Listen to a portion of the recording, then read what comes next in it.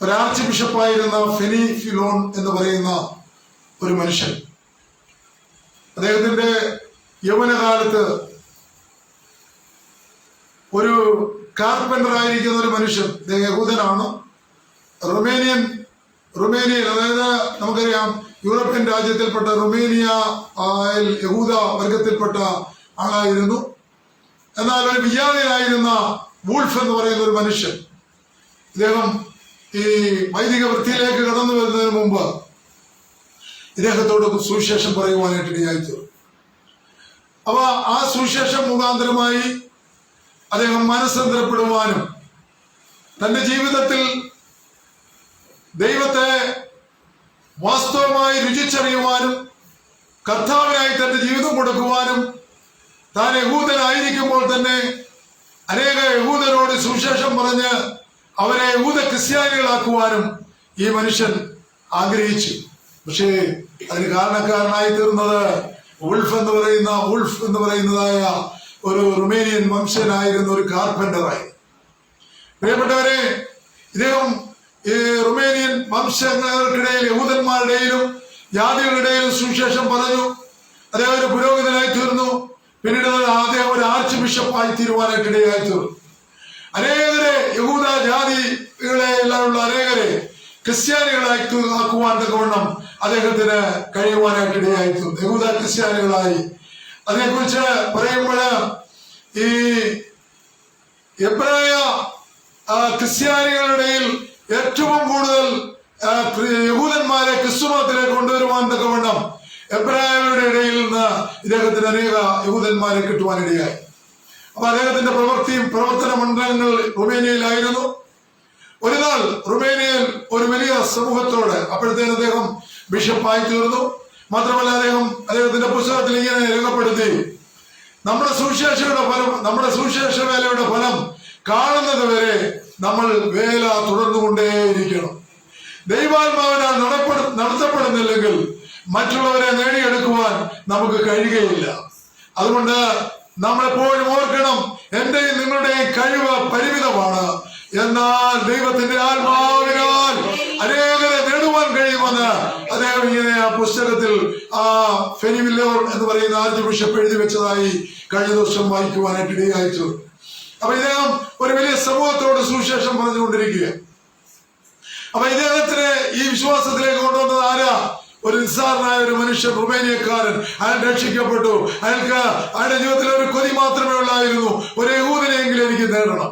വിജാതീയരായിട്ടുള്ളവർക്ക് സുവിശേഷം കേട്ട് കടന്നു വരുമ്പോൾ യഹൂദന്മാർ അവരുടെ ആ മതപാണ്ഡിത്യത്തിൽ അവർ യേശുവിനെ സ്വീകരിക്കാതിരിക്കുന്ന കാലഘട്ടത്തിൽ അദ്ദേഹത്തിന്റെ ഒരേ ഒരു ആഗ്രഹം ഒരു യഹൂദനെ കൊണ്ടുവരിക എന്നുള്ളതായിരുന്നു.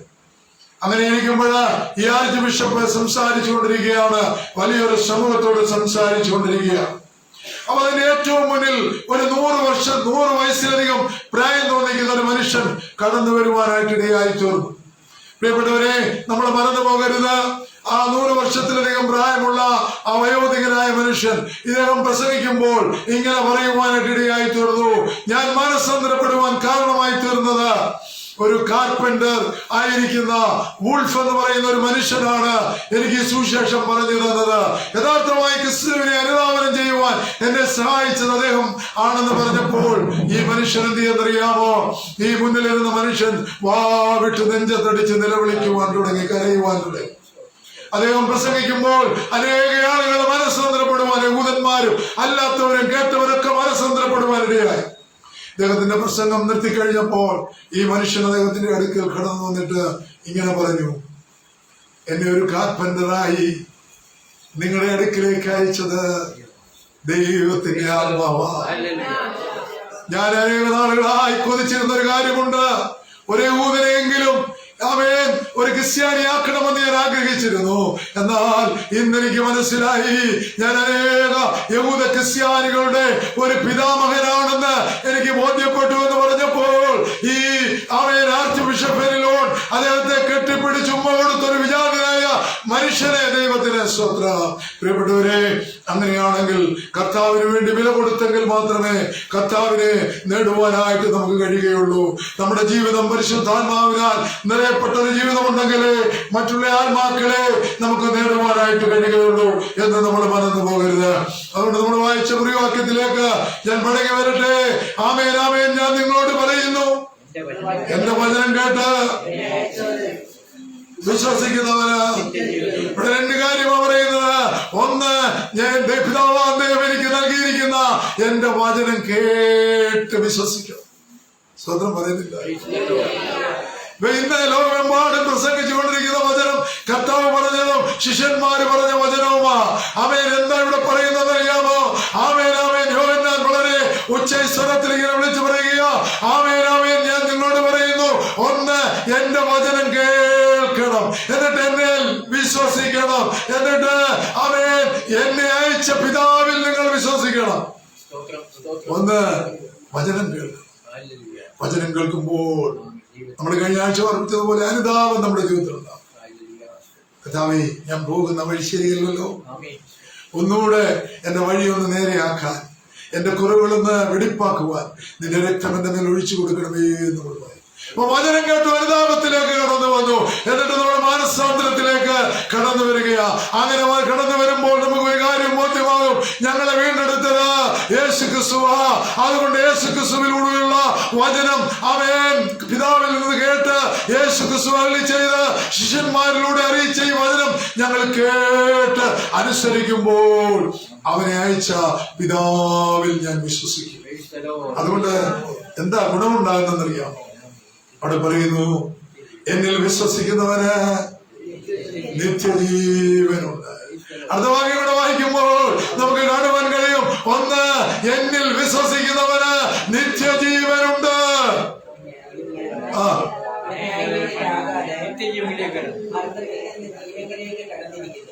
എങ്ങനെ? അതിനു മുമ്പ് ന്യായവിധിയിൽ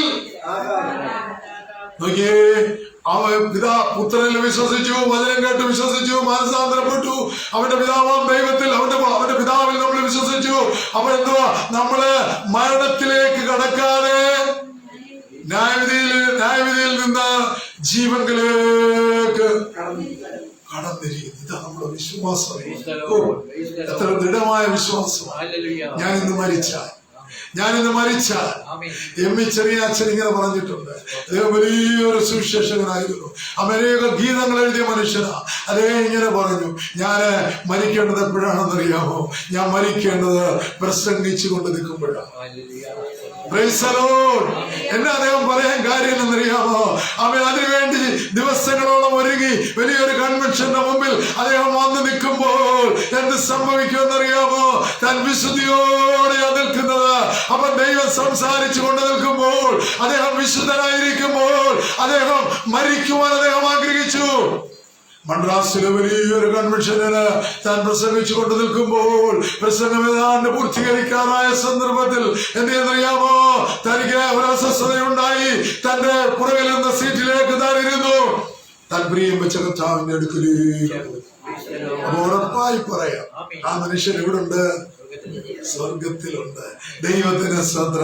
പ്രിയപ്പെട്ടവരെ, അങ്ങനെയാണെങ്കിൽ നമ്മള് പ്രാർത്ഥിച്ചുകൊണ്ടിരിക്കുമ്പോ പോകുന്നത് നല്ലതാണ്. നമ്മള് ഒരുക്കപ്പെട്ട അവസ്ഥയിൽ നമ്മൾ പോകുന്നത് നല്ലതാണ്. അത് ഒന്നുകൂടെ ഉറപ്പാകുകയാണ്, അവർ സ്വർഗത്തിലിരിക്കുമെന്ന്. അവരെ കുറിച്ച് നമുക്ക് സാക്ഷ്യം പറയാൻ കഴിയും. അപ്പൊ അങ്ങനെയാണെങ്കിൽ ആമേൻ, വീണ്ടും ജനനം പ്രാപിക്കുന്നത് എങ്ങനെയാണെന്ന് നമുക്ക് നോക്കിക്കൊണ്ട് ഒന്ന് രണ്ട് കാര്യങ്ങള് നമ്മൾ വീണ്ടും ജനനം പ്രാപിച്ചു കഴിയുമ്പോൾ നമ്മൾ എങ്ങനെയുള്ള വിശ്വാസികളായി തീരുമെന്ന് ഓർപ്പിച്ചുകൊണ്ട് വേഗത്തിൽ ഞാൻ എന്റെ വാക്കുകൾക്ക് വിരാമം കുറിക്കുവാനായിട്ട് ആഗ്രഹിക്കുക. പ്രാർത്ഥനയോടെ നമുക്കായിരിക്കാം. ഫിലമോന്റെ ഒരു ലേഖനമുണ്ട്, ഒറ്റ ലേഖനമേ ഉള്ളൂ.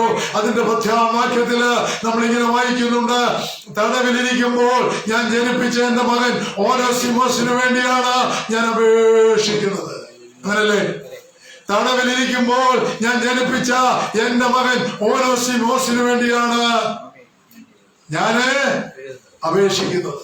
സ്തോത്രം, സ്തോത്രം, ഹല്ലേലൂയ. അവിടെ പറയുകയാണ്, തടവിലിരിക്കുമ്പോൾ ഞാൻ ജനിപ്പിച്ച എന്റെ മകൻ. നിങ്ങൾ എന്താ ധരിച്ചേ? നിങ്ങൾക്ക് എന്താ ധരിച്ചേ? ഈ കേൾക്കുന്നവർ എന്താ ധരിക്കുന്നത്? തടവിലിരിക്കുമ്പോൾ അവന്റെ ഭാര്യ തടവിൽ വന്നെന്നാണ്? അല്ല. ആമേൻ.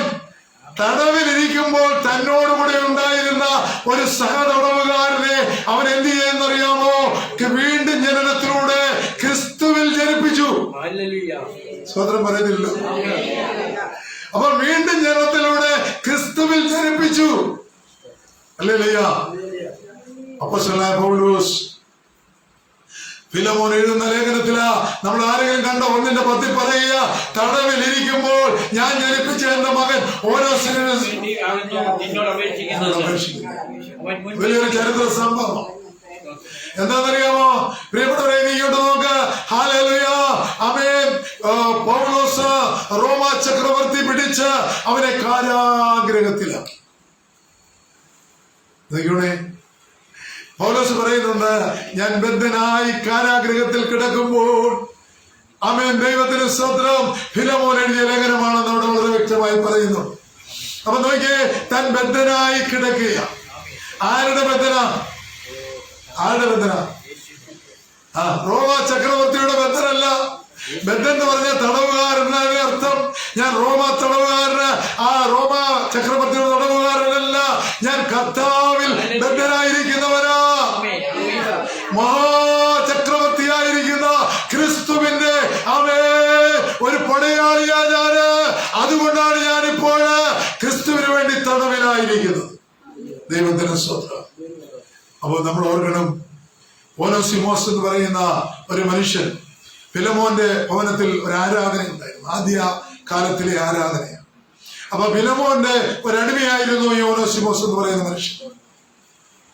നിങ്ങളിത് പറയുമ്പോൾ അതിന്റെ ചരിത്രം കൂടെ മനസ്സിലാക്കാൻ വേണ്ടി ഞാൻ ഓർപ്പിച്ച് ഓടിച്ചങ്ങ് പോവുകയാണ്. അപ്പൊ നമ്മൾ ഓർക്കണം, ഒന്ന്, നമുക്കൊരു വീണ്ടും ജനനം ഉണ്ടാകണം. അപ്പൊ ഇതാർക്കുണ്ടായി? അവൻ തടവിലിരിക്കുമ്പോൾ ഞാൻ ജനിപ്പിച്ചവനായ ഓനോസിമോസിന് ഒരു വീണ്ടും ജനനം ഉണ്ടായി. അപ്പൊ നമ്മൾ കാലാകാലങ്ങളില് വീണ്ടും ജനനത്തിലൂടെ കർത്താവിന്റെ മകനും മകളുമായി തീർന്നു. സ്വതന്ത്രം പറഞ്ഞാട്ട് ആമേൻ. മനസ്സാന്തരത്തിലൂടെ വീണ്ടും ജനനത്തിൽ വന്നു. അപ്പൊ പറയുകയാണ്, ഞാനിപ്പോൾ ബദ്ധനായിരിക്കുന്നു. ഞാൻ നിനക്ക് ഈ കത്തെഴുതുന്നത് എന്തിനാണെന്നറിയാമോ? ആമേൻ. നിന്റെ നിന്റെ ഭവനത്തിലായിരുന്ന ഒരു അടിമയുണ്ടല്ലോ, അവൻ ഓനോസിമോസ് എന്ന അവന്റെ പേര്. അവൻ ദൈവം അവനെ എന്റെ തടവിലേക്ക് കൂട്ടിക്കൊണ്ടുപോകും. എന്നെ കാര്യം എന്നറിയോ? അവന് ഫിലമോന്റെ വീട്ടിൽ നിന്ന് എന്തോ വസ്തു, അങ്ങനെയാണ് വേദപണ്ഡിതന്മാർ പറയുന്നത്, എന്തോ പണം മോഷ്ടിക്കുകയോ എന്തോ മോഷ്ടിച്ചുകൊണ്ട് നോക്കിക്കോണേ. അപ്പൊ നോക്കണം, അവിടെ സുവിശേഷമുണ്ട്, എല്ലാ കാര്യങ്ങളുമുണ്ട്. അതിലൊന്നും അവൻ ശ്രദ്ധിച്ചിരുന്നില്ല.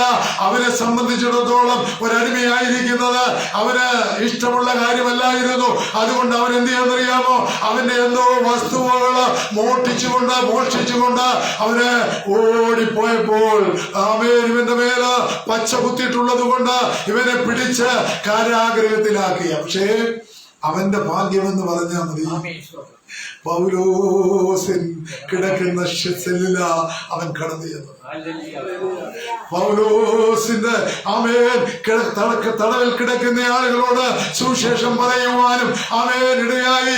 അങ്ങനെ ഈ സുവിശേഷത്തിലൂടെ ഇവൻ മാനസാന്തരപ്പെടുവാനിടയായി. ഈ ഓനോസിമോസിനെ കണ്ട ഓർമ്മ പൗലോസിനില്ലെങ്കിലും ഓനോസിമോസിനോട് ചോദിച്ചു, നീ എവിടുന്ന് വരികയാ? പറഞ്ഞു, അങ്ങ് ദൂരെ ഫിലമോന്റെ ഭവനത്തിലെ ഒരു തടവുകാരനായിരുന്നു ഞാൻ. അങ്ങനെ തടവുകാരനായിരുന്ന ഞാന് അവിടെ നിന്ന് അവന്റെ മോഷ്ടിച്ചുകൊണ്ട് കടന്നു വന്നതാണ്. അവൻ റോമ പട്ടാളക്കാരനെ പിടിപ്പിച്ചു, നിന്റെ തടവിൽ എന്നെ ആക്കിയിരിക്കുക.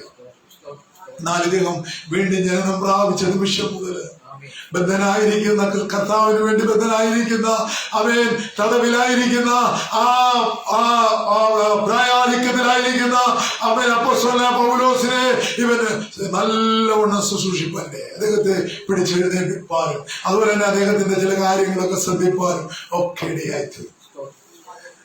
തീർച്ചയായും ഇദ്ദേഹം ഫിലമോനോട് പറഞ്ഞാൽ, ഫിലമോനെ കുറിച്ച് പറയുമ്പോൾ ഫിലമോന്റെ ഭാര്യയെ കുറിച്ച് പറയുന്നത് അപ്പി എന്ന് പറയുന്ന ഒരു ഭാര്യയാണ്. അതുപോലെ അർക്കിപ്പോസ് എന്ന് പറയുന്ന അവനൊരു മകനുണ്ട് എന്ന് വേദപണ്ഡിതന്മാർ പറയുകയാണ്. അപ്പൊ അവരുടെ കുടുംബത്തിൽ നമ്മൾ നോക്കിയേ, ഞാനും എന്റെ കുടുംബവും ഞങ്ങളെ യഹോവയെ സേവിക്കും എന്ന് പറയുമ്പോൾ ഫിലമോനും ഭാര്യയും അവന്റെ മകനും അടങ്ങുന്ന ആ കുടുംബം ദൈവത്തിന് വേണ്ടി വേർതിരിക്കപ്പെട്ട കുടുംബം. എന്തൊരു സന്തോഷം! നമുക്ക് എന്തൊരു സന്തോഷം! എല്ലാവരും ദൈവത്തെ അറിഞ്ഞാൽ, ഒരു ഭവനത്തിലുള്ളവരെല്ലാവരും ദൈവത്തെ അറിഞ്ഞാൽ, ആത്മാവിൽ ജീവിച്ചാൽ ആ ഭവനത്തിൽ പിന്നെ ഒരു പ്രശ്നമില്ല. ഉണ്ടോ? നിങ്ങൾ കിട്ടുന്നില്ല. പറഞ്ഞേ ദൈവത്തിന് സ്തോത്രം. അപ്പൊ നോക്കിയേ, അപ്പൊ നമുക്ക് ദേഷ്യമില്ല, ആമേൻ, നമുക്ക് കുറ്റപ്പെടുത്തലില്ല, ഒന്നുമില്ല. അപ്പൊ നമ്മളെ ക്രിസ്തുവിന്റെ ആരാ? ബദ്ധന്മാരാ. ഈ ഭൂമിയിൽ നമ്മൾ ബദ്ധന്മാരായി കഴിയുക. ഹല്ലേലൂയ. പ്രിയപ്പെട്ടവരെ, ക്രിസ്തു വീണ്ടെടുപ്പ് നാളിനായി നമ്മളെ മുദ്രയിട്ടിരിക്കുക. അപ്പോ ഈ പൗലോസിനൊരു പ്രയാസം. ഞാൻ ഫിലമോനോട് പറഞ്ഞാൽ ഫിലമോൻ തീർച്ചയായും ആ തടവിൽ തന്നെ ഈ ഓനേസിമോസ് നിന്നോളാം. കാരണം ഈ ഫിലമോന്റെ സഭ സ്ഥാപിച്ചത്, ആ വീട്ടിലെ സഭ സ്ഥാപിച്ചത് അപ്പോസ്തലനായ പൗലോസായിരുന്നു. പൗലോസ് ഇപ്പം പ്രയാദിക്കത്തിലാണ്, ഇതൊക്കെ അറിയാം. അവൻ ദൈവത്തിന് സ്തോത്രം അങ്ങനെ പറയുമായിരുന്നു. പക്ഷേ അപ്പോസ്തലനായ പൗലോസ് എന്താ പറയുന്നറിയാമോ? അപ്പോസ്തലനായ പൗലോസ് പറയുകയാണ്, ഇവനെ ഞാൻ നിന്റെ അടുക്കലേക്ക് അയക്കുക.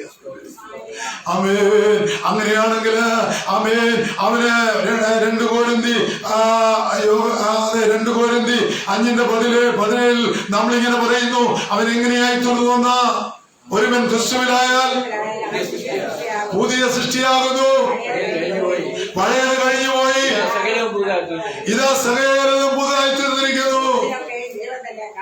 ഇതിനൊക്കെ ദൈവം തന്നെ കാണുന്നു. നമ്മൾ ഓരോരുത്തരും ഓർക്കണം, ഇതാ ആകർഷിച്ചിട്ട നമ്മളെ ഇവിടെ കൊണ്ടുപോകും. ഞാനിപ്പോ ലോക പ്രശസ്തനായ ഒരു പ്രസംഗനൊന്നുമല്ല, എനിക്ക് പറയാനും അറിയില്ല. ഞാൻ എപ്പോഴും പറയും, കർത്താവേ ഒന്നും പറയാൻ അറിയില്ല, നീ എഴുന്നേറ്റ് നിൽക്കുമ്പോൾ വല്ലതും തരണം, അത് പറയും. അങ്ങനെ ഞാൻ പറയുന്നുള്ളൂ. കാരണം എന്താണെന്നറിയാമോ? ഒരിക്കൽ ബൈബിള് വായിച്ചപ്പോൾ ഞാൻ കണ്ടു, ആർക്കെങ്കിലും എന്തെങ്കിലും അറിയാമെന്ന് അവൻ വിചാരിച്ചാൽ അവൻ ഇതുവരെ ഒന്നും അറിഞ്ഞിട്ടില്ല. അങ്ങനെ വിശ്വസിച്ചുകൊണ്ട് അവിടെ നിൽക്കുന്നത്. ദൈവത്തിന്റെ സ്തോത്രം. അവൻ ഇവിടെ പറയുകയാണ്, ഒരുവൻ ക്രിസ്തുവിനായാൽ അവൻ പുതിയ സൃഷ്ടിയാകുന്നു.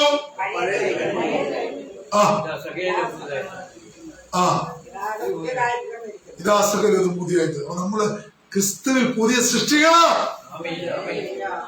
പണ്ട് ഈ ആളുകൾക്ക് ഒരു സ്വഭാവമാണ്, പണ്ടത്തെ കാര്യങ്ങൾ പിന്നെയും പറഞ്ഞുകൊണ്ടിരിക്കുക. പണ്ട് ഇങ്ങനായിരുന്നു, പണ്ട് മദ്യപിക്കുമായിരുന്നു, പണ്ട് കുടിക്കുമായിരുന്നു, പണ്ട് വഴക്കാളിയായിരുന്നു, ഇതൊക്കെ പറഞ്ഞുകൊണ്ടിരിക്കുക. അതൊന്നും പറയണ്ട. അതെന്താ പറ്റിയത്? കർത്താവ് പറഞ്ഞു, നിന്റെ പാപം ഞാൻ സമുദ്രത്തിന്റെ ആഴത്തിലേക്ക് എറിഞ്ഞു കളഞ്ഞിരിക്കുക. ഇനി അത് ഓർക്കണ്ട. കർത്താവ് ആ പാപം ഓർക്കുകയില്ല. ലോകത്തിലൊരു മനുഷ്യനും കർത്താവിന്റെ മുമ്പിൽ ആ പാപം കൊണ്ടുവരുവാൻ കഴിയുകയില്ല. അത് മായ്ച്ചു കളഞ്ഞിരിക്കുക. സ്തോത്രം. അയ്യോ, നമ്മളൊക്കെ എന്ത് ഭാഗ്യമുള്ളവരാ. പ്രിയപ്പെട്ടവരെ, റോമാലേഖനം റോമാലേഖനം 10 ഇങ്ങനെ പറയുന്നുണ്ട്. യേശുവിനെ 10:8 പറയുകയാണ്, യേശുവിനെ കർത്താവെന്ന് വായ കൊണ്ട് ഏറ്റു പറയുകയും ദൈവം അവനെ മരിച്ചോടെന്ന് ഉയർപ്പിച്ചുവെന്ന് ഹൃദയം കൊണ്ട് വിശ്വസിക്കുകയും ചെയ്താൽ നീ രക്ഷിക്കപ്പെടും. നമ്മൾ കേട്ടിട്ടുള്ള വചനമാണ് അല്ലേ? അമ്മ ഇത് സംഭവിച്ചു. എന്താ സംഭവിച്ചു? അമ്മേ, ആ ഫിലമോൻ ഓനേസിമോസ് അമ്മേനെ തടവിൽ കിടന്നുകൊണ്ട് അമ്മേൻ ദൈവത്തിന് സ്തോത്രം, യേശുവാണ് എന്റെ കർത്താവെന്ന് അല്ലേ? ശേഖരത്തിൽ പറയുന്നുണ്ട്, നിങ്ങൾക്ക് മുമ്പ് അനേക കർത്താക്കന്മാരുണ്ട്. പഴയ കാലങ്ങളിൽ കൂടോത്രം ചെയ്യുന്നവരുണ്ട്. ഞാൻ അതിലേക്കൊന്നും വരുന്നില്ല. അപ്പൊ അവരുടെ കർത്താവ് ആരാ? ആ പിശാച. കൂടോത്രം ചെയ്യുന്ന അവരെ നടത്തുന്ന പിശാച. അപ്പം പണ്ട് നിങ്ങൾക്ക് അനേക കർത്താക്കന്മാരുണ്ടായിരുന്നു. പിന്നെ ചിലരുടെ ഭർത്താക്കന്മാര് മദ്യപാനുമാ, ചിലരുടെ മറ്റിതര ദോഷങ്ങളാ. അപ്പൊ അവരുടെ കർത്താവ് ആരാ? ഏത് പാപത്തിൽ പോന്നു ആ പാപത്തിന്റെ ഉടമനായിരിക്കുന്ന പിശാചാണ് അവരുടെ കർത്താക്കന്മാർ. ഇപ്പൊ ഞാൻ പറയാം, ഈ ഒരു പ്രാർത്ഥനാ യോഗത്തിലേക്ക് കടന്നു പോകാൻ വിമുഖത കാണിക്കുന്നെങ്കിൽ ഒരു പിശാചുണ്ട്, അവനവിടെ ചെല്ലാൻ പറ്റത്തില്ല. അതുകൊണ്ട് അവനാണ് ആ വിശ്വാസിയുടെ കർത്താവ്. അപ്പൊ അവനെ നമ്മൾ എന്ത് ചെയ്യണം? നിനക്ക് എന്റെ മേൽ അവകാശമില്ല. ഈ തടിയുണ്ടല്ലോ, ഇത് വീണ്ടെടുപ്പ് നാളിനായി റൂഹായാൽ മുദ്രയിടപ്പെട്ട തടിയാ എന്ന് നമ്മൾ വിശ്വസിക്കണം. ദൈവത്തിന്റെ സ്തോത്രം. പ്രിയപ്പെട്ടവരെ, അപ്പൊ നമ്മൾ മറന്നു പോകരുത്. അവിടെ ഇങ്ങനെ പറയുകയാണ്, ഒരുവൻ ക്രിസ്തുവിലായാൽ അവൻ പുതിയ സൃഷ്ടിയാകുന്നു, പഴയത് കഴിഞ്ഞു പോയി. എന്നിട്ട് പറയാം, യേശുവിനെ കർത്താവെന്ന് വാഗൊണ്ട് ഏറ്റു പറയണം. ദൈവനെ മരിച്ചവരിൽ നിന്ന് ഈ വചനം കേൾക്കുന്ന ആരങ്ങനെ വിശ്വസിച്ചില്ലെങ്കിൽ നമുക്ക് ഉറപ്പായിട്ട് പറയാം, ഓനേസിമോസ് തടവിൽ കിടന്നുകൊണ്ട് അങ്ങനെ വിശ്വസിച്ചു. അപ്പൊ അവൻ ഹൃദയം കൊണ്ട് ഏറ്റു പറഞ്ഞു. അവന് ദൈവമകനായി തീർന്നു. അങ്ങനെയാണെങ്കിൽ യോഹന്നാൻ 13:14 പറയുന്നു, തന്റെ ഏകജാതനായ പുത്രനിൽ വിശ്വസിക്കുന്ന ഏവനും നശിച്ചു പോകാതെ നിത്യജീവൻ പ്രാപിക്കേണ്ടതിന് കർത്താവിൻ സ്നേഹത്തിൽ എന്നും വസിച്ചിടാൻ വൻകൃപയേകണേ എന്ന് പാട്ടുകാരൻ പാടിയത് അതുകൊണ്ട് പ്രിയപ്പെട്ടവരെ, തന്റെ ഏകജാതനായ പുത്രനെ വിശ്വസിക്കുന്ന ഏവരും നശിച്ചു പോകാതെ നിത്യജീവൻ പ്രാപിക്കേണ്ടതിന് ദൈവനെ നൽകുവാൻ തക്കവണ്ണം ലോകം എന്ന് പറയുമ്പോൾ എന്നെ സ്നേഹിച്ചു. ലോകത്തിലുള്ള മനുഷ്യരെ സ്നേഹിച്ചെന്ന് പറഞ്ഞാൽ വ്യക്തിപരമായി എന്നെ എന്റെ കർത്താവ് സ്നേഹിച്ചത് കൊണ്ട്, അല്ലെങ്കിൽ അവൻ ആദാം പാപം ചെയ്തതുപോലെ പാപത്തിന് പരിഹാരമില്ലാത്ത അവസ്ഥയിൽ ഞാനും നിങ്ങളും ഈ ലോകത്ത് ജീവിച്ച് മരിച്ച് നിത്യ നരകത്തിന് യോഗ്യരായി തീരുമായിരുന്നു. സ്വത്രം ഹല്ലേലൂയ, ഹല്ലേലൂയ. ഞാൻ എപ്പോഴും ഇങ്ങനെ ഓർക്കും, ഏറ്റവും കൂടുതൽ വചനം പറയുന്നത് ലവാർമിക്കുസ്റ്റഡിന്റെ സമ്പ്രദായം. പക്ഷെ നമുക്കൊന്നും മനസ്സിലാകത്തില്ല. ഞാൻ അവിടുത്തെ ഒരു ആരാധനയിൽ, അവിടുത്തെ ഒരു 7 ദിവസത്തെ 5 ദിവസത്തെ എങ്ങാണ്ട് ഒരു ശുശ്രൂഷയ്ക്ക് ഞങ്ങൾ ഇവിടെ നമ്മൾ കൂട്ടായ്മയായിട്ട് പോയായിരുന്നു. ശരിക്കൊന്നും പിടികിട്ടിയില്ല. അദ്ദേഹം വചനം മാത്രമേ സംസാരിക്കുന്നു. അപ്പോൾ ഞാൻ പറഞ്ഞു വന്നത്, വചനം മനസ്സിലാകണമെങ്കിൽ വിശ്വാസികൾ വചനം എന്താ പറയുന്നത്, വേദപുസ്തകത്തിൽ വായിച്ച് പഠിക്കുന്നവരായി, എങ്കിലേ അത് മനസ്സിലാകത്തുള്ളൂ. അപ്പൊ ഇവിടെ അതുകൊണ്ട് ഞാനതുകൊണ്ട് ചില മറ്റ് ഉദാഹരണങ്ങളൊക്കെ ഇവിടെ പറയുന്നത്. എന്നിട്ട് പറയുകയാണ്, ആമേൻ, 2 കോടി അതിനുശേഷം ദൈവത്തിന് സ്തോത്രം. നമ്മൾ കണ്ടു ഓനോസിമോസ് എന്തായി തീർന്നു, അവനൊരു ദൈവമകനായി തീർന്നു. അപ്പൊ അവനെ അവിടേക്ക് അയക്കുകയാ. അവനോട് പറയുക, ഫിലിമോനോട് പറയുക, ഫിലിമോനെ, നീ പണ്ട് പാപത്തിൽ വസിച്ചവനാ, നീ വീണ്ടും ജനിച്ചു. അവരൊക്കെ യഹൂദന്മാരായിരുന്നു. നീ വീണ്ടും ജനിച്ചു എന്ന് പറയുന്നത് പോലെ നിന്റെ വീട്ടിലെ ദാസനായിരിക്കുന്ന ഈ ഓനോസിമോസ് ഉണ്ടല്ലോ, ഫിലിമോനെ, അവനും വീണ്ടും ജനിച്ചിരിക്കുക എന്ന് പറയുക. ദൈവത്തിന് സ്തോത്രം. എങ്ങനെയാ വീണ്ടും ജനം നടക്കുന്നത്? ഒരു സഞ്ചാര സുവിശേഷകനായിരിക്കുന്ന ഒരു മനുഷ്യൻ ഒരിക്കൽ ട്രെയിനിൽ യാത്ര ചെയ്യുക. അന്നൊന്നും ഇന്ത്യയിലൊന്നും ട്രെയിനൊന്നും, ജർമ്മനിയിൽ അദ്ദേഹം ട്രെയിൻ യാത്രയിൽ ഇങ്ങനെ പോകുമ്പം ഫ്രാങ്ക് എന്ന് പറയുന്ന ഒരു നിരീശ്വരവാദിയായ ഒരു മനുഷ്യൻ അമേന ട്രെയിൻ യാത്രയിൽ ഇങ്ങനെ കണ്ടുമുട്ടുവാനായിട്ട് ഇടയായിച്ചു. ഉടനെ അമേന ആ മനുഷ്യൻ ഇദ്ദേഹത്തിന്റെ വേഷഭൂഷാദികൾ കണ്ടപ്പോൾ, എന്ന് പറഞ്ഞാൽ സുവിശേഷകന്റെ വേഷഭൂഷാദികൾ എന്ന് പറഞ്ഞാൽ അദ്ദേഹം ഈ വസ്ത്രങ്ങളൊന്നും നോക്കിയില്ല, അല്ലേ? ഞാനാണ് തേക്കാനൊക്കെ കൊടുക്കും, അലക്കിയൊക്കെ എടുത്തത്. അപ്പൊ അദ്ദേഹം അങ്ങനെയൊന്നുമില്ല. അദ്ദേഹം കഴുകി ഉണങ്ങി, അധികം വസ്ത്രം കാണില്ല അദ്ദേഹത്തിന്, അല്ലേ? നമുക്ക് ദൈവം എത്രയോ വർഷം തന്നിരിക്കുന്നത്. സഹോദരന്മാരോട് ചോദിച്ചാൽ പറയാം, ഈ എന്നാ പറയുന്നത്, അലമാരയില് അങ്ങ് പണ്ട് മുതലുള്ളത് സൂക്ഷിച്ചു വെച്ചിരിക്കുക. എന്നാ ഒരു പാവം പിടിച്ചവർ വന്നാൽ കൊടുക്കുമോ? നമ്മൾ കൊടുക്കും, അല്ലേ? സ്തോത്രം. ഞാൻ ഇവിടോട്ട് നോക്കിയാ പറയുന്നത്. സ്തോത്രം, ഹല്ലേലൂയ. അപ്പൊ നമ്മൾ ഓർക്കണം, ദൈവത്തിന് സ്തോത്രം. ഇനി കുറച്ചുകൂടെ കഴിയുമ്പോൾ ഈ സാരി ഒന്നും ആർക്കും വേണ്ടതായിട്ട് വരും. എന്നാ മനുഷ്യൻ ചുരിദാറിലേക്ക് മാറിക്കഴിഞ്ഞു. ദൈവത്തിന്റെ സ്തോത്രം. ഇപ്പൊ വളരെ അപൂർവമായിട്ടുള്ള ആളുകളൊക്കെ സാരി എടുക്കുന്നുള്ളൂ. ഞാൻ പറഞ്ഞു വന്നത്, പ്രിയപ്പെട്ടവരെ, അതുകൊണ്ട് ഇപ്പൊ ഉപയോഗിക്കുന്നവർക്ക് വേണ്ടി കുറെ കൊടുക്കുന്നത് നല്ലതാ. ഒന്നെങ്കിൽ അതിനും സ്വർഗത്തിൽ പ്രതിഫലമുണ്ട്. ദൈവത്തിന്റെ സ്തോത്രം. അപ്പൊ നോക്കിയാണേ, ഈ മനുഷ്യന്റെ വസ്ത്രധാരണ കണ്ടപ്പോ, വസ്ത്രരീതികൾ കണ്ടപ്പോ ഇദ്ദേഹം ക്ഷീണിച്ച് അവശനായി. എന്നെ പോലെ കേട്ടോ, ഇദ്ദേഹം ക്ഷീണിച്ച് അവശനായി. ഞാൻ പിന്നെ തടി കുറച്ചതാ, എന്നാലും ഞാൻ പറയുക, ക്ഷീണിച്ച് അവശനായി കണ്ടപ്പോ എന്താ സംഭവിച്ചെന്നറിയാമോ? ഇദ്ദേഹം അവനെ ഈ ഫ്രാങ്ക് എന്ന് പറയുന്ന മനുഷ്യൻ പറഞ്ഞു. അദ്ദേഹം പറഞ്ഞത് തന്നെ ഞാൻ വായിക്കാം. അല്ലയോ മനുഷ്യ, നിങ്ങൾ ഭൂമിയിൽ 60 80 വർഷം മാത്രമാണ് നിങ്ങൾക്കുള്ളത്. നിങ്ങളുടെ ജീവിതം കഷ്ടപ്പാടിലൂടെയുള്ളതാണ്. നിങ്ങളുടെ ജീവിതത്തിന്റെ അവസാനം നിങ്ങൾക്കൊന്നുമില്ല. നിങ്ങൾ എന്നെ നോക്ക്, ഞാൻ അടിച്ച് പൊളിച്ച് ജീവിക്കുക. ആകട്ടെ 80 വർഷം ഞാൻ വളരെ സുഖിച്ച് സന്തോഷിച്ച് ജീവിച്ചു. ഇനിയും മരണത്തിന് ശേഷം എനിക്കൊന്നും അറിയില്ല എന്ന് അവൻ പറയുവാനായിട്ട് ഇടയായിച്ചു. സ്വതന്ത്രം.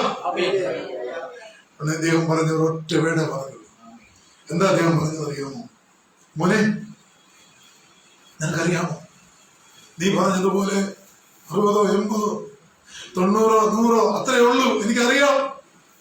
എന്നാൽ ഞാൻ ആ കർത്താവിനെ കണ്ടുമുട്ടിയില്ലായിരുന്നെങ്കിൽ കർത്താവ് ഒരുക്കിയിരിക്കുന്ന നിത്യരക്ഷയാകുന്ന സ്വർഗത്തിന്റെ അവകാശിയാകുകയില്ലായിരുന്നു.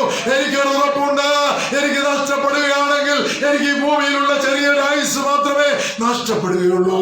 എന്നാൽ ദൈവത്തിന് സ്തോത്രം, നിനക്ക് നഷ്ടപ്പെടുന്നതോ നിത്യമായ സ്വർഗമാണെന്ന് അവരോട് പറയുവാൻ, ഫ്രാങ്ക് എന്ന് പറയുന്ന ആ ജർമ്മൻകാരനോട് പറയുവാൻ ഇടയാച്ചു.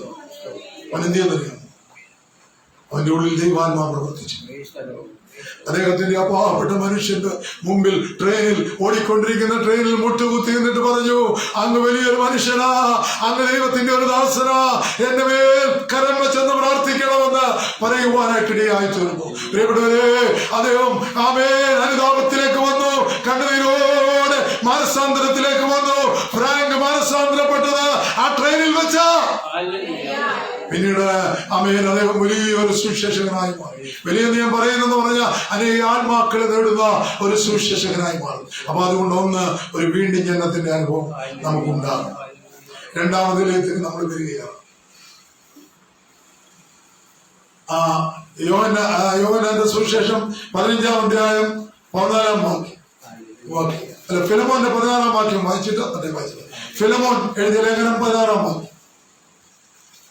ഒരു വിശ്വാസിയായാൽ നമുക്ക് ആരായിരിക്കണമെന്ന്, അവൻ ഇനി ദാസനല്ല, ദാസനമീതെ.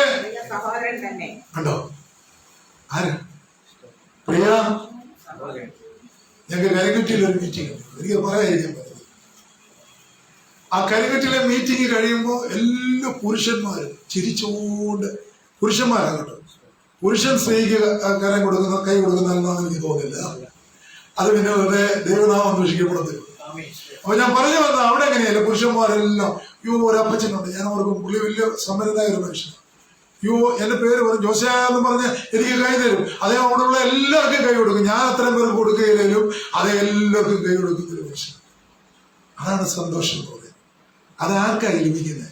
അത് വിശ്വാസിക്ക്, ആത്മാവ് ഹൃദയത്തിലുള്ള ആളിന് മാത്രമേ. നിങ്ങൾ അങ്ങോട്ടും ഇങ്ങോട്ടും ഒരു കരം കൊടുത്ത് പോവാറുണ്ടോ? എവിടെ? തീർന്ന ഉടനെ ഇനി അടുത്ത ജീപ്പ് വരുമല്ലോ, അല്ലേ?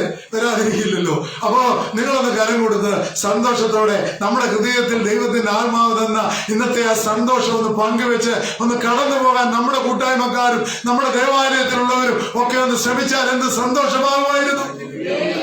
ദൈവത്തിന് സ്തോത്രം. പ്രിയപ്പെട്ടവരെ, ഹല്ലേലൂയ. അപ്പൊ അങ്ങനെയാണെങ്കിൽ പറയുക, മുമ്പ് അവൻ നിനക്കാരായിരുന്നു, ദാസനായിരുന്നു. എന്നിട്ട് ഇത് വായിച്ചെന്നെ വാക്കി, അവൻ ദാസിക്ക് മീതെ നിനക്ക് പ്രിയ സഹോദരന. ഫിലമോൻ ആരാ? ആ സഭ നടത്തുന്നയാണ്. അവനോട് പറയുക, നിന്റെ അടിമയിപ്പം നിനക്ക് ആരാ? പ്രിയ സഹോദരൻ. യേശുക്രിസ്തു എന്താ ശിഷ്യന്മാരോട് പറഞ്ഞ്, നിങ്ങൾ എന്റെ സഹോദരന്മാർ. ഹല്ലേലൂയ. അപ്പൊ നമ്മൾ ക്രിസ്തുവിന്റെ സഹോദരന്മാരും സഹോദരിമാരുമാ. ഹല്ലേലൂയ. ദൈവത്തിന് സ്തോത്രം. പ്രിയപ്പെട്ടവരെ, അങ്ങനെയാണെങ്കിൽ ഇവനോട് പറയുക, എഴുത്തു കൊടുത്തു വിടുമ്പം പറയുക, ഇനി അവൻ ദാസനല്ല, അവൻ നിന്റെ പ്രിയ സഹോദരനാണ്. നീ അവനെ ഒരു സഹോദരനായി കൈക്കൊള്ളണം. ദൈവത്തിന് സ്തോത്രം. തീമോഥെയോസിന്റെ കയ്യിലാണ് ഈ ലേഖനം കൊടുത്ത് അവനെ പറഞ്ഞയക്കുന്നത്. പോകട്ടെ, ഞാൻ ആ ഭാഗത്തേക്ക് കടന്നു വരുന്നില്ല. യോഹന്നാൻ 15-14 കടന്നു വരുമ്പോൾ നമ്മൾ വായിക്കുന്നുണ്ട്. 14 മുതൽ 23 വരെയുള്ള വാക്യങ്ങളില്, എന്നെ സ്നേഹിക്കുന്നവൻ എന്റെ വചനം പ്രമാണിക്കും, എന്റെ പിതാവ് അവനെ സ്നേഹിക്കും, ഞങ്ങൾ അവന്റെ അടുക്കൽ വന്ന് അവനോട് ഗുണവാസം ചെയ്യും. ഹല്ലേലൂയ. അപ്പൊ നിങ്ങൾ ഇങ്ങോട്ട് ശ്രദ്ധിച്ച്, എന്താ ഇവിടെ പറയുന്നത്? അവൻ നമ്മൾ മുമ്പേ പ്രിയ സഹോദരൻ എന്നുള്ളതിന്റെ മറുപടി യോഹന്നാൻ പറഞ്ഞിരിക്കുക, എന്നെ സ്നേഹിക്കുന്നവൻ എന്റെ വചനം പ്രമാണിക്കും, എന്റെ പിതാവ് അവനെ സ്നേഹിക്കും, ഞങ്ങൾ അവന്റെ അടുക്കൽ വന്ന് അവനോടുകൂടെ വാസം ചെയ്യും. സ്തോത്രം. ഹല്ലേലൂയ. അപ്പൊ നോക്കിക്കോണേ, ആദിമസഭയില് അതായിരുന്നു സംഭവിച്ചത്. ആദിമസഭയിൽ ഒന്നിനും മുട്ടില്ലായിരുന്നു. ആർക്കും മുട്ടുണ്ടായിരുന്നില്ല. അല്ലേ? നമ്മുടെ ഈ വർഷത്തെ വിഷൻ എന്താണെന്നറിയാമോ? ഈ ഭവനരഹിത ജ്ഞാനായ സമുദായം എന്നുള്ളത്. അപ്പൊ ഞാൻ പറഞ്ഞത് നല്ലൊരു വിഷയമാണ്. നമ്മുടെ ആളുകൾ ആരും ഭവനമില്ലാത്തവരായി തീരുവന്നെയാണ്. അത് മറ്റുള്ളവർക്ക് കൊടുക്കുന്നത് നല്ലതാണ്. ഞാൻ കഴിഞ്ഞ ദിവസങ്ങളിലൊക്കെ പലർക്കും കൊടുക്കുവാനായി ഇടയായിട്ടുണ്ട്, മറ്റ് ഇതര ആളുകൾക്ക്. ഞാൻ പറഞ്ഞു വന്നത്, നമ്മളാൽ കഴിയുന്നത് മറ്റുള്ളവർക്കും കൊടുക്കണം. എന്നാൽ നമ്മുടെ സുശേഷ സമാജത്തിന്റെ ലക്ഷ്യം ഭവനരഹിത ജ്ഞാനായ സമൂഹം. പ്രിയപ്പെട്ടവരെ, ആവശ്യം കൊടുക്കണമെങ്കിൽ ഉള്ളിൽ ആത്മാവുണ്ടെങ്കിലും ഇല്ലെങ്കിൽ എങ്ങനെ ആവശ്യം തരുന്നത്? നിന്റെ സഹോദരൻ, അതാ ഞാൻ പറഞ്ഞത്, ആദ്യ സഭയിൽ ഒന്നിനും മുട്ടുണ്ടായിരുന്നില്ല. ഇതിനിടയിൽ സൂത്രശാലി ഉണ്ടായിരുന്നില്ല. ആരാത്? ഒരു സഭയുടെ ഇതിനകത്തുണ്ട് ആൾക്കാർ. അപ്പൊ എല്ലായിടത്തും ഇതുണ്ട്. അപ്പൊ ആദിമസഭയിൽ അപ്പോസ്തലന്മാരുടെ കാൽക്കൽ അവരുടെ വസ്തുവകകൾ വെച്ച് അവര് ദൈവസന്നിധിയിൽ ഞങ്ങളെല്ലാം ഏകോദര സഹോദരങ്ങളാണെന്ന് പറഞ്ഞ് അവര് പോകും. പക്ഷെ അവരുടെ വീട്ടിലെ ആവശ്യങ്ങളെല്ലാം അപ്പോസ്തലന്മാര് നിർവഹിക്കുമായിരുന്നു. ഇതിനിടയിൽ ഒരാളെങ്കിലും ചിന്തിച്ചു, അനന്യാസ്, ഈ സഫീറെ, നമുക്കും ഒത്തിരി വസ്തുവകളൊക്കെ ഉണ്ട്, ഇവരെ പോലെ മണ്ടത്തരം കാണിച്ചാല് എന്താ സംഭവിക്കുന്നതെന്നറിയാമോ? ഒടുവില് ഇതൊക്കെയൊക്കെ കഴിഞ്ഞു പോകും, നമ്മൾ ഇവരോട് പട്ടിണിയായി പോകും. അങ്ങനെ പറഞ്ഞു. ഇവര് രണ്ടും കൂടെ പറഞ്ഞൊത്തന്ന അവിടെ ഇരിക്കുന്നത്. ഇവർ രണ്ടുപേരും കൂടെ ആ കാര്യത്തെങ്കിലും ഐക്യതയുണ്ടല്ലോ. ഇന്ന് കുടുംബജീവിതത്തിൽ ഭാര്യയും ഭർത്താവും തമ്മിൽ ഐക്യതയുണ്ടോ? എന്നാൽ ഈ ഒരു കാര്യത്തിലെങ്കിലും അവൻ അനന്യാസും സഫീറയ്ക്കും ഐക്യതയുണ്ടായിരുന്നു. അവളും പറഞ്ഞു, നല്ലതാ, അവൻ കുറച്ചെടുത്ത് വെക്കാം, ബാക്കി 3/4 പങ്കും കൊടുത്തുട്ടോ. അവരെനിക്കോ നമ്മളെക്കാളും നല്ലതാ. 3/4 പങ്കും അപ്പോസ്തലന്മാരുടെ കാൽക്കൽ കാഴ്ചവെച്ചു. ഓ, നിന്റെ അനന്യാസിനോട് ദൈവത്തിന്റെ ആത്മാവില് അപ്പോസ്തലൻ ചോദിക്കുക, നീ വിറ്റപ്പോഴും ആ വസ്തു വിറ്റപ്പോഴും നിന്റേതല്ലായിരുന്നോ? നീ ഇവിടെ കൊണ്ടുവച്ചതും വെച്ചപ്പോഴും നിന്റേതല്ലായിരുന്നോ? നീ എന്തിനാണ് പരിശുദ്ധാത്മാവിനോട് യാചം കാണിച്ചത്? അത് പറഞ്ഞു കഴിയുമ്പോൾ തന്നെ ഇവൻ വീണ് അവിടെ മരിച്ചു. അപ്പൊ സഹോദരി മാലയും ലിപ്റ്റിക്കൊക്കെ ഇട്ട്, അങ്ങനല്ലേ പറഞ്ഞു, ഇപ്പൊ വീട് തന്നെ ലിപ്റ്റിക് ഇടാത്തവരില്ല, ഇടണ്ടാണ് ഇട്ട് കൊണ്ടത്. അത് ഇന്നത്തെ തലമുറയിൽ അങ്ങനെയുള്ളതാണ്. അപ്പൊ അതൊക്കെ ഇട്ട് അല്ലേ, മോതിരമൊക്കെ ഇട്ട് മാലയൊക്കെ ഇട്ട് ഉള്ളതൊക്കെ ഇട്ട് സഭയിലോട്ട് വരിക. അപ്പം പ്രിയപ്പെട്ടവരെ, നിങ്ങൾ മറന്നു പോകരുത്. അതോടെ താമസിച്ചേ, അത് ഞാൻ പറയാൻ വന്നേ. അനന്യാസിനോട് പോകില്ല, നിങ്ങൾ പോക്കോ, ഞാൻ ശരി ഒന്ന് ഒരുങ്ങിയൊക്കെ വന്നേക്കാം എന്ന് പറഞ്ഞിട്ട് പിന്നെ അങ്ങനെയല്ല, ബാക്കിയുള്ളത് പാത്ത് വെക്കുകയും വേണം, അത് അല്ലേ? അപ്പൊ അതെല്ലാം എവിടെയോ ഒതുക്കിയൊക്കെ വെച്ചിട്ടാണ് ഇവര് വരുന്നത്. അവൻ ചോദിച്ചു, എന്തിനാ നീ പരിശുദ്ധാത്മാവിനോട് നിങ്ങളിങ്ങനെ അവിവേകവും വ്യാജം കാണിച്ചു? എന്ത് സംഭവിച്ചു? മുമ്പ് കൊണ്ട് കുഴിച്ചിട്ടവരുടെ കാല് അവിടെ നിൽപ്പുണ്ട് എന്ന് പറഞ്ഞപ്പോൾ അവിടെ വീണ് മരിച്ചു. അന്ന് സഭയിൽ വലിയൊരു ഭയമുണ്ടായി. ഇന്നിവിടെ ഭയം. ഇന്ന് ആരോടാ ഭയം? ആർക്കും ഭയമില്ല. കാരണം ദൈവമൊക്കെ കൊണ്ട്, കർത്താവേ, ഞാന് അങ്ങനെ ചിന്തിച്ചാൽ എന്റെ ദൈവം എങ്ങനെ കരുതുമെന്ന് നമുക്ക് ഭയമുണ്ട്. എന്നാൽ മറ്റുള്ളവർക്ക് ഇവിടെ ഭയം, പ്രിയപ്പെട്ടവരെ. അതുകൊണ്ട് ഇന്ന് പകൽക്കാലം ഞാൻ സ്നേഹത്തോടെ ഓർപ്പിക്കുക, അവൻ പരിശുദ്ധാത്മാവിനോട് വ്യാജം കാണിക്കാൻ പറ്റുകയില്ല. ദൈവത്തിന് സ്തോത്രം. നമ്മുടെ ദൈവത്തിൽ നാഥങ്ങ് പോകും. അതുകൊണ്ട് മടങ്ങി വരാം. അപ്പൊ ഇവിടെ നമ്മൾ കാണുകയാണ്, പ്രവൃത്തികളുടെ പുസ്തകം 4:34 പറഞ്ഞു, അവരിൽ മുട്ടുള്ളവരാരും ഉണ്ടായിരുന്നില്ല. കാരണം എന്തെന്നറിയാമോ? അതിന്റെ 32 പറയുന്നുണ്ട്, വിശ്വസിച്ചവരുടെ കൂട്ടം, ഏക ഹൃദയവും, അത് കഴിഞ്ഞ മനസ്സ്, ഏക ഹൃദയവും ഏക മനസ്സും. ഹൃദയത്തിനുള്ളിലാണല്ലോ മനസ്സ്. അപ്പൊ ഏക ഹൃദയവും ഏക മനസ്സുമുള്ളവരായിരുന്നു ആദിമസഭയിൽ. എങ്ങനെ വിശ്വസിച്ചവരുടെ കൂട്ടം, ഏക ഹൃദയവും, അങ്ങനല്ലേ,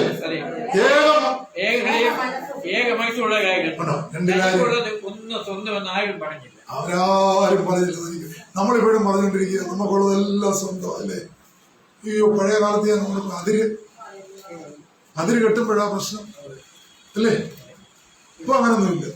ഇപ്പൊ വന്ന് വസ്തുവിന് വിലയില്ല. അങ്ങനെ ആയിക്കൊണ്ട് അതിര് കെട്ടുമ്പോ ഒരു പ്രശ്നമാണ്.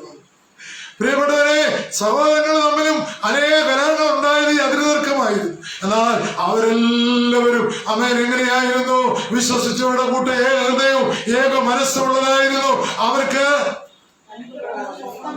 അവർക്കുള്ളതൊന്നും അവരുടെ സ്വന്തമെന്ന് അവർ കരുതിയില്ല. ഞാൻ ഇട്ടിരിക്കുന്ന ഷർട്ട് എന്റെയാണ്, അല്ല കർത്താവ്. ഞാൻ വെച്ചിരിക്കുന്ന കണ്ണാടി കർത്താവ് തന്നതാ. ഞാനിപ്പോ ഈ കഴിഞ്ഞ ദിവസം കണക്ക് കൂട്ടിയപ്പം 7 രോഗങ്ങൾ എനിക്കുണ്ട്. 7 രോഗങ്ങൾ. നിങ്ങളെ നോക്കി ഏതൊക്കെയാണ്? ഞാൻ അതോടൊന്നും പറയുന്നില്ല. എന്നാൽ രോഗമില്ലാത്തവനെ പോലെ എന്നെ ബലത്തോടെ നടത്തുന്ന ദൈവമുണ്ട്. സ്വന്തം പറഞ്ഞാട്ട് സ്ത്രീയെ കൂടെ സ്വന്തം പറ. ഞങ്ങളുടെ അമ്മച്ചിയെ നോക്കാം. അമ്മച്ചി ഇപ്പോഴും നല്ല എന്നാ പറയുന്നത്, ചെറുപേർ പോലെ ആരോഗ്യത്തോടെ വന്നിരിക്കുന്നത്. അല്ലല്ലയ്യ, സ്വന്തം പ്രിയപ്പെട്ടവരെ. അപ്പൊ നോക്കിയോടെ, രോഗമുണ്ടെങ്കിലും രോഗമില്ലാത്തവനെ പോലെ ഇന്ന് പകൽക്കാലവും എന്നെയും നിങ്ങളെയും നടത്തിയ ദൈവമുണ്ട്. അപ്പൊ നിങ്ങൾ പറയും, ഞങ്ങൾ ചെറുപ്പക്കാരാ, ഞങ്ങൾക്ക് രോഗം ഒന്നും ഉണ്ടാകത്തില്ല. അപ്പൊ എങ്ങനെ 32 വയസ്സുള്ളവൻ കുഴഞ്ഞു വീണ് മരിക്കുന്നത്? ഒന്നുമില്ല. നമ്മള് മനുഷ്യൻ ഉറച്ചു നിന്നാൽ.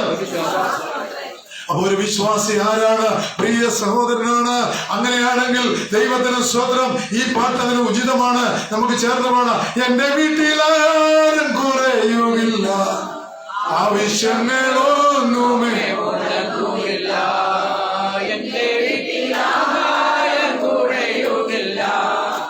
ആവശ്യങ്ങളൊന്നുമേ മുടങ്ങുകില്ല.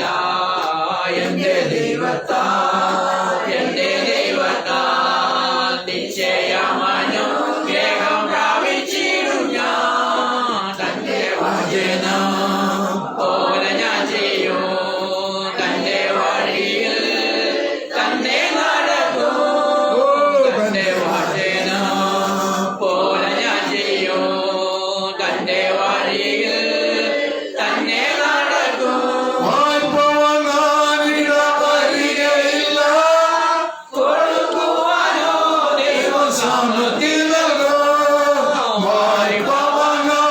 ഇടവരികയില്ല, കൊടുക്കുവാനോ ദൈവം സമൃദ്ധി നൽകും. ഉയർച്ച തന്നെ എന്നും പ്രാപിക്കും ഞാൻ, ഉന്നതങ്ങളിൽ എന്നെ മാനിക്കും. എന്നും പ്രാപിക്കും ഞാൻ, ഉന്നതങ്ങളിൽ എന്നെ മാനിക്കും. സമയമില്ലല്ലോ, മുൻപോട്ട് പോവുകയാ. പ്രിയപ്പെട്ടവരെ, ഒന്ന് നമ്മൾ കണ്ടു, ഒരു വീണ്ടും ജനനത്തിന്റെ അനുഭവം നിക്കോദിമോസിനതുണ്ടായി. ഇതാ ആമേൻ തടവിൽ കിടക്കുന്ന ഓനോസിമോസിന് ആമേൻ അപ്പോസ്തലനായ പൗലോസിന്റെ വചനം കേട്ട് ഉണ്ടായപ്പോൾ ആമേൻ ഫിലമോന്റെ അടുക്കിലേക്ക്, അവന്റെ കുടുംബത്തിലെ ആ പ്രാർത്ഥനാ കൂട്ടത്തിൽ അല്ലെങ്കിൽ സഭയിലേക്ക് അവനെ അയക്കുകയാണ്. അപ്പോൾ ഒന്നാമതായി നമ്മൾ കണ്ടു, ഒരു സത്യമാനസാന്തരം നമ്മുടെ ജീവിതത്തിൽ ഉണ്ടായില്ലെങ്കിൽ നമുക്ക് ആമേൻ ദൈവത്തിന് സ്തോത്രം ഒരു ദൈവമകനോ ദൈവമകളോ ആയിത്തീരുവാൻ കഴിയുകയില്ല. രണ്ടാമതായി നമ്മൾ കണ്ടു, അപാകജ്ഞാനങ്ങൾ വിടുകയാണ്. ഇപ്പോൾ നമ്മൾ ആരായി തീർന്നിരിക്കുന്നു? ഫിലമോനോട് പറയുകയാണ്, അപ്പോസ്തലനായ പൗലോസ് പ്രായാധിക്യത്താൽ ആയിരിക്കുന്നുവെങ്കിലും പറയുകയാണ്, ഇവന് ഇനി മുതൽ നിന്റെ സഹോദരനാണ്. പണ്ടിവൻ ആരായിരുന്നു? അവൻ അടിമയായിരുന്നു. അവനെ നിന്റെ അടുക്കലേക്ക് അയക്കുമ്പോൾ നിന്റെ ഒരു സഹോദരനായി അവനെ കാണും. അതാണ് ആമേൻ നമ്മളെ നമ്മുടെ സഹോദരന്മാരായി മറ്റുള്ളവരെ കാണുവാൻ കഴിയുന്നത് ദൈവത്തിന്റെ ആത്മാവിൽ ഞാനും നിങ്ങളും ജീവിക്കുമ്പോഴാ. ദൈവത്തിന് സ്തോത്രം. അപ്പൊ ഒന്ന് ഞാൻ പറഞ്ഞു, നമ്മൾ വീണ്ടും ജനനത്തിന്റെ അനുഭവത്തിലേക്ക് വരണം. അപ്പോൾ നമ്മൾ ആരായി തീരും? ക്രിസ്തുവിന്റെ സഹോദരനായി തീരുകയാണ്, സഹോദരിമാരായി തീരുകയാണ്. മൂന്നാമതായിട്ട് ഒരു കാര്യം കൂടെ പറഞ്ഞ് സമയം വേഗത്തിൽ തീരുകയാണ്, ഞാൻ അവസാനിപ്പിക്കാം. ആമേൻ. ഫിലമോന്റെ ലേഖനം 19-ാമത്തെ അധ്യായത്തിൽ 19-ാം വാക്യത്തിൽ ഒരു വാക്യമുണ്ട്. ആമേൻ. യേശുവിനോട് നീ കടപ്പെട്ടിരിക്കുന്നു. ഫിലമോനോട് പറയുകയാണ്. ആമേൻ. അപ്പോസ്തലനായ പൗലോസ് ഫിലമോനോട് പറയുകയാ, നിന്റെ വീട്ടിൽ വലിയൊരു സഭയുണ്ട്, അതൊക്കെ ശരിയാണ്. പക്ഷേ നീ യേശുവിനോട് കടപ്പെട്ടിരിക്കുക. കാരണം എന്നാന്നറിയാമോ? നിന്നെ ഈ അനുഭവത്തിലേക്ക് കൂട്ടിക്കൊണ്ടുവന്ന വ്യക്തി ഞാനാ. അതുകൊണ്ട് നീ എന്നോടും കടപ്പെട്ടിരിക്കുന്നു. അപ്പൊ ഞാൻ കൊടുത്തുവിടുന്ന എഴുത്ത് നീ വാങ്ങിച്ച് നീ അവനെ നിന്റെ വീട്ടിലെ പഴയ അടിമയായിട്ടല്ല കാണേണ്ടത്. അവനെ നിന്റെ കൂട്ടായ്മ, നിന്റെ ആ സഭയിലുള്ള ഒരു വിശ്വാസിയെ പോലെ നീ അവനെ കാണണം. എന്നിട്ട് വീണ്ടും പറയുന്നുണ്ട്, എന്താണെന്നറിയാമോ? അവൻ നിന്നോട് എന്തെങ്കിലും കടപ്പെട്ടിരിക്കുന്നെങ്കിൽ ഞാൻ വരുമ്പോൾ നിനക്കത് തീർത്തുകൊള്ളാം, കടം തീർത്തുകൊള്ളാം. എന്റെ പേരില് ആ കണക്കിട്ട് കൊള്ളുക. ഇങ്ങനെ ആരെങ്കിലും പുള്ളി വാങ്ങിച്ചതും കാണില്ല. പക്ഷെ ഞാൻ പറയുക, ആമേൻ, നിനക്ക് ഇനി ഒരു പ്രയാസം ഉണ്ടാകാം. അവൻ എന്റെ വിലയേറിയത് മോഷ്ടിച്ചു കൊണ്ടുപോയ ഒരു അടിമയായിരുന്നു. അവനെ എങ്ങനെ ഞാനൊരു പ്രിയ സഹോദരനായി കാണുന്നത് എന്നൊക്കെ അവന്റെ ജീവിതത്തില് ആമേൻ തോന്നാം. അതുകൊണ്ട് അവന് ഈ അങ്ങനെ തോന്നാതിരിക്കേണ്ടതിന് വേണ്ടി പറയുക, ഒന്നാമത് നീ ക്രിസ്തുവിനോട് കടപ്പെട്ടിരിക്കുന്നു. രണ്ട്, നിന്നെ ഈ അനുഭവത്തിലേക്ക് കൂട്ടിക്കൊണ്ടുവന്ന വ്യക്തിയോട് നീ കടപ്പെട്ടിരിക്കുന്നു. അപ്പൊ നമ്മളൊരു കാര്യം ഓർക്കണം, ഫിലമോൻ പൗലോസിനോട് കടപ്പെട്ടിരിക്കുന്നു.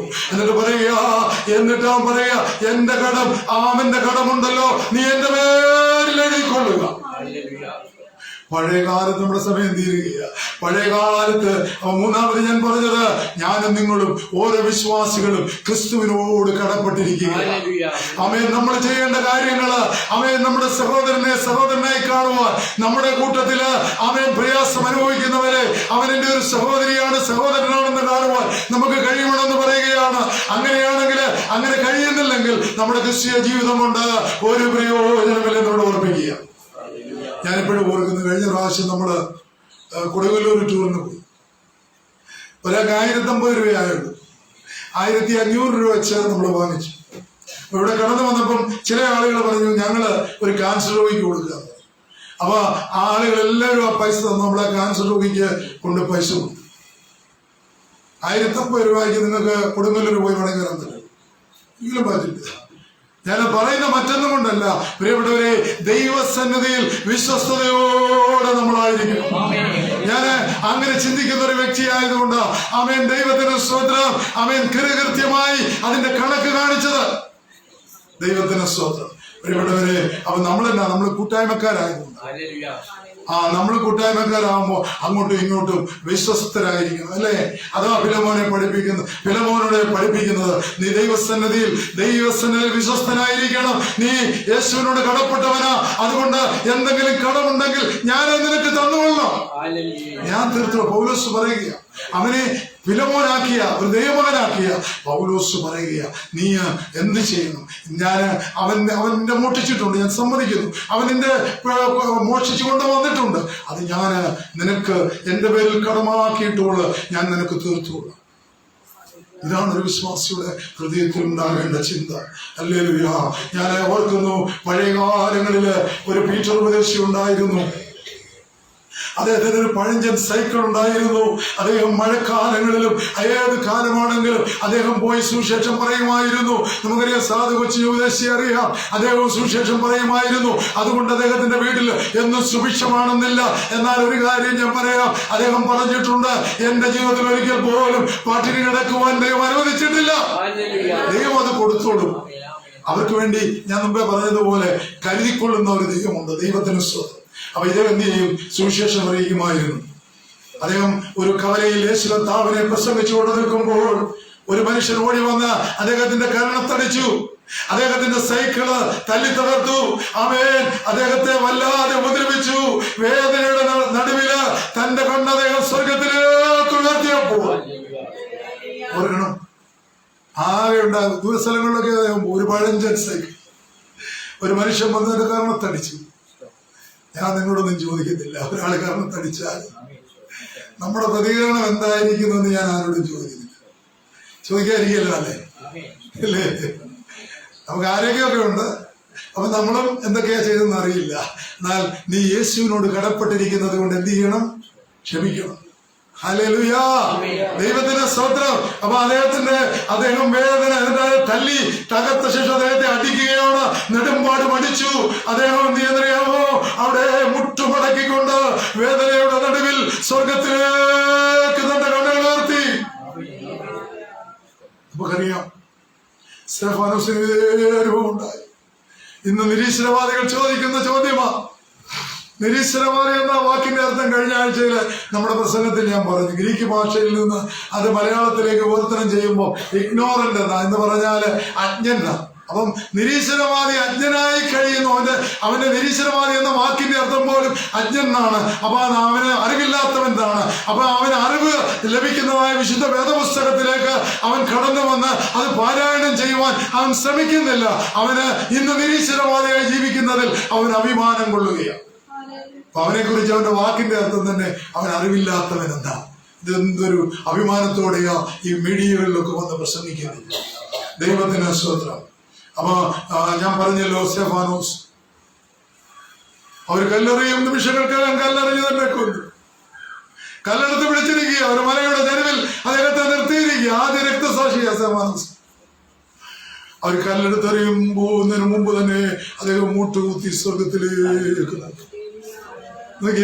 ഈ പഴഞ്ചൻ സൈക്കിളുമായി യാത്ര ചെയ്ത ഈ സുവിശേഷകൻ സ്വർഗത്തിലേക്ക് നോക്കി. എന്നാ സ്റ്റെഫാനോസ് കണ്ടത് എന്താ? സ്വർഗം തുറന്നിരിക്കുന്നതും പിതാവിന്റെ വലത്ത് ഭാഗത്ത് മനുഷ്യപുത്രൻ നിൽക്കുന്നതും കാണുകയാ. നമ്മൾ പഠിച്ചിട്ടുള്ളത് ഇരിക്കുന്നതാ അല്ലേ? എന്നാ പ്രിയ സഹോദര സഹോദരി, നിന്റെ മരണസമയത്ത് നിന്റെ ആത്മാവിനെ സ്വീകരിപ്പാൻ എന്റെ യേശു പിതാവിന്റെ വലത്ത് ഭാഗത്ത് ഇരിക്കുകയാണെങ്കിലും അവൻ എഴുന്നേറ്റ് നിൽക്കും. സ്തോത്രം കേട്ടിട്ട് നിങ്ങൾക്ക് ഉറപ്പില്ലല്ലോ. ഒരിക്കൽ കൂടെ പറഞ്ഞേ ഹല്ലേലൂയ, ദൈവത്തിന് സ്തോത്രം. അപ്പൊ ഈ ആമേൻ ഏറുകൊള്ളുമ്പോൾ ശരീരത്തിൽ നിന്ന് രക്തം മാംസങ്ങൾ പറഞ്ഞു പോകുമ്പോൾ ആമേൻ അദ്ദേഹത്തിന്റെ ശരീരത്തിൽ നിന്ന് ആമേൻ വേദന ഉള്ളപ്പോൾ അദ്ദേഹത്തിന് ആ വേദന അനുഭവിക്കുമ്പോൾ തന്നെ അദ്ദേഹം സ്വർഗം കണ്ടതുകൊണ്ട് അതൊക്കെ നിസ്സാരമായി. അതുപോലെയാ ഈ സംഭവം ഇദ്ദേഹം നിസ്സാരമായി കണ്ടപ്പോ സ്വർഗത്തിലേക്ക് നോക്കിയപ്പോ തന്റെ നാവിൽ അദ്ദേഹം ആത്മനിറവോടെ ഒരു പാട്ട് കൊടുത്തു. എന്താണെന്നറിയാ പാട്ട്? നമുക്കൊക്കെ അറിയാവുന്നറിയില്ല. കർത്താവിലെന്നും കർത്തൃസേവേ ഒന്നേ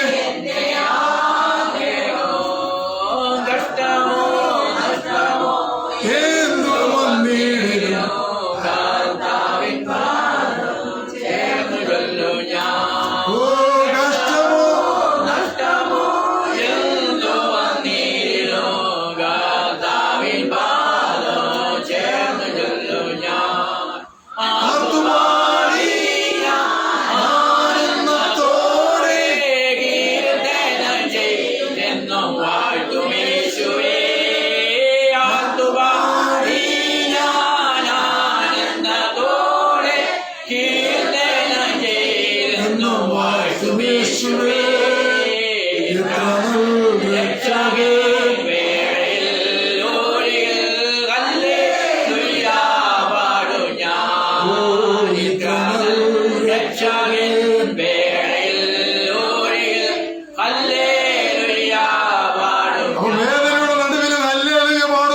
കഴിയുന്നതാണ് യഥാർത്ഥ വിശ്വാസി. അവനെ ക്രിസ്തുവുമായി ബന്ധിച്ചിരിക്കുക, ക്രിസ്തുവിനോട് കടപ്പെട്ടിരിക്കുക. അവനെ ദൈവമകനാക്കി തീർത്തതിന് അവൻ ക്രിസ്തുവിനോട് കടപ്പെട്ടിരിക്കുക. ഞാൻ എന്റെ വാക്കുകൾ അവസാനിപ്പിക്കുക. ഒന്ന്, നമുക്കൊരു വീണ്ടും ജന്മത്തിന്റെ ആവശ്യമുണ്ട് പ്രിയപ്പെട്ടവരെ. അത് ക്രിസ്തുവിൽ നമ്മൾ ജനിക്കണം. അതുകൊണ്ട് നമ്മൾ പറഞ്ഞു, ഒരുവൻ ക്രിസ്തുവിലായാൽ അവൻ പുതിയ സൃഷ്ടിയാകുന്നു, പഴയത് കഴിഞ്ഞുപോയി, ഇതാ സകലതും പുതുതായി തീർന്നിരിക്കുന്നു. പ്രിയപ്പെട്ടവരെ, അപ്പൊ ഒന്ന് വീണ്ടും ജനനം. അങ്ങനെ വീണ്ടും ജനനത്തിലൂടെ കടന്നു വരുന്ന ആ വിശ്വാസി കർത്താവിന് പ്രിയ സഹോദരന്മാർ, പ്രിയ സഹോദരിമാരാ. ആമേൻ. അല്ലെങ്കിൽ കർത്താവശ്യന്മാരോട് പറഞ്ഞ് നിങ്ങൾ എന്റെ സ്നേഹിതന്മാരാ. ഹല്ലേലൂയ. മൂന്നാമതായിട്ട് നമ്മൾ കണ്ടു, നമ്മുടെ ജീവിതത്തിന്റെ അവസാന നിമിഷം വരെയും നമ്മളെ വീണ്ടെടുത്തത് കൊണ്ട് യേശുവിനോട് നമ്മൾ കടപ്പെട്ടിരിക്കുന്നു. നമുക്ക് പ്രാർത്ഥിക്കാം. ഞങ്ങളെ വാത്സല്യമായി സ്നേഹിക്കുന്ന ഞങ്ങളുടെ വാഴ്ത്തപ്പെട്ട ദൈവമേ, നിത്യനായ സ്വർഗ്ഗപിതാവേ, കാലാകാലങ്ങളിലായി ഈ വീണ്ടും ജനനത്തിന്റെ അനുഭവത്തിലേക്ക് നീ ഞങ്ങളെ കൂട്ടിക്കൊണ്ടുവന്നതിനായി സ്തോത്രം. ക്രിസ്തുവിന്റെ മണവാട്ടിയായി ഞങ്ങളെ നീ തെരഞ്ഞെടുത്തത് കൊണ്ട് സ്തോത്രം. കർത്താവേ, ഈ വീണ്ടും ജനനം ഞങ്ങളുടെ മരണം വരെ നിലനിൽപ്പുവാൻ തക്കവണ്ണം നീ ഞങ്ങൾക്ക് ഭാഗ്യം തന്നിരണമെന്ന് ഞങ്ങൾ പ്രാർത്ഥിക്കുന്നു. രണ്ടാമതായി ആമേൻ, ഞങ്ങൾക്ക് എല്ലാവരും ക്രിസ്തുവിൽ പ്രിയ സഹോദരനും സഹോദരിയുമാ. മൂന്നാമതായി ഞങ്ങൾ കണ്ടു, ഞങ്ങൾ യേശു ക്രിസ്തുവിനോട് കടപ്പെട്ടിരിക്കുന്നു. കർത്താവേ, അങ്ങനെയാണെങ്കിൽ ഞങ്ങളുടെ ജീവിതത്തില് ഞങ്ങൾക്ക് ഒരേ ഒരു കൊതിയുള്ളൂ. ഞങ്ങളുടെ അധികം താമസമില്ല, മധ്യാകാശത്ത് വരും ഞങ്ങളെ ചേർത്തുന്ന ഒരു ദിവസമുണ്ട്. ഒരു പക്ഷേ ഞങ്ങൾ ഉറക്കത്തിലാകാം, ഒരു പക്ഷേ ഞങ്ങളെ ജോലി സ്ഥാനത്താകാം. എവിടെയായിരുന്നാലും മരിച്ചു ഉയർക്കുമ്പോൾ ആമേൻ ജീവനോടെ ശേഷിക്കുന്ന ഞങ്ങളും അവനെ എതിരേൽക്കുവാൻ തക്കവണ്ണം ആമേൻ ഞങ്ങളുടെ കർത്താവുമായി ഞങ്ങൾ കടപ്പെട്ടിരിക്കുന്നത് കൊണ്ട് ഞങ്ങൾ അവനെ എതിരേൽക്കുവാൻ തക്കവണ്ണം രൂപാന്തരപ്പെട്ട ശരീരത്തിൽ ഞൊടിയിടയിൽ മധ്യാകാശത്ത് ചെല്ലും. കർത്താവേ, അതിനായി ഞങ്ങളെ ഒരുക്കുന്നത് കൊണ്ട് സ്തോത്രം. തുടർന്നുള്ള ജീവിതത്തിലും ഞങ്ങളെ അതിനായി ഒരുക്കണമെന്ന് പ്രാർത്ഥിക്കുന്നു. പ്രാർത്ഥന കേട്ടതുകൊണ്ട് സ്തോത്രം. യേശു കർത്താവിൻ നാമത്തിൽ തന്നെ. സ്വർഗ്ഗസ്ഥനായ ഞങ്ങളുടെ പിതാവേ, നിന്റെ